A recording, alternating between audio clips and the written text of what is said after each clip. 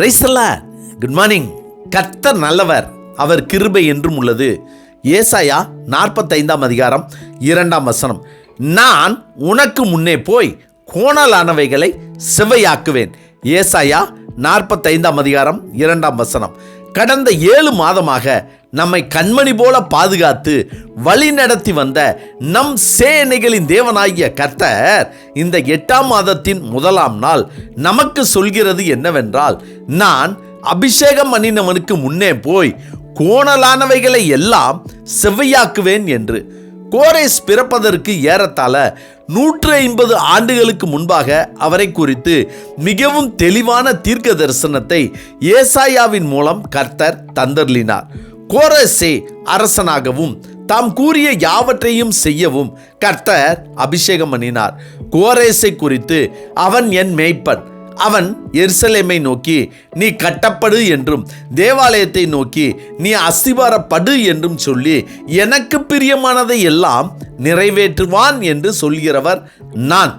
கர்த்தராகிய நான் அபிஷேகம் பண்ணின கோரேசுக்கு முன்பாக ஜாதிகளை கீழ்ப்படுத்தி ராஜாக்களின் இக்கட்டுகளை அவிழ்க்கும்படிக்கும் அவனுக்கு முன்பாக வாசல்கள் பூட்டப்படாதிருக்க கதவுகளை திறந்து வைக்கும்படிக்கும் அவனை பார்த்து அவன் வலதுகையை பிடித்து கொண்டு அவனுக்கு சொல்கிறதாவது, நான் உனக்கு முன்னே போய் கோணலானவைகளை செவ்வையாக்குவேன் என்று கர்த்தர் கோரேசுக்கு கொடுத்த தீர்க்க தரிசனத்தின்படியே நிறைவேற்றினார்.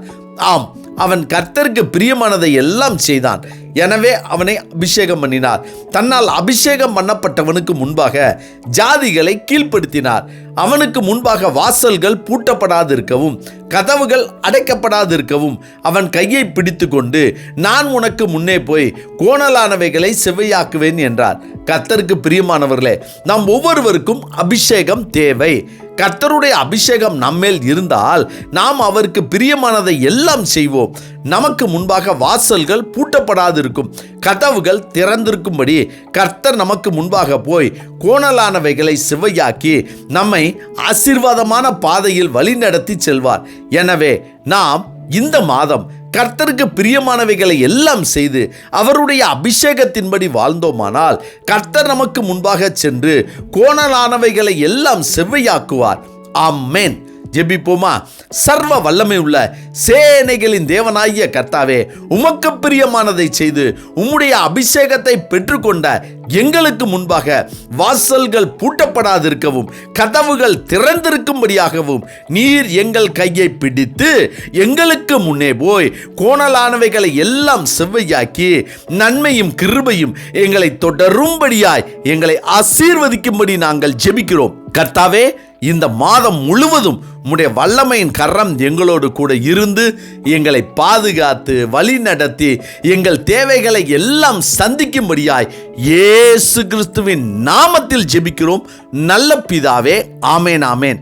கர்த்தர் நல்லவர், அவர் கிருபை என்று முழுவதும் நம்மோடு கூட இருப்பதாக. ஆமேன்.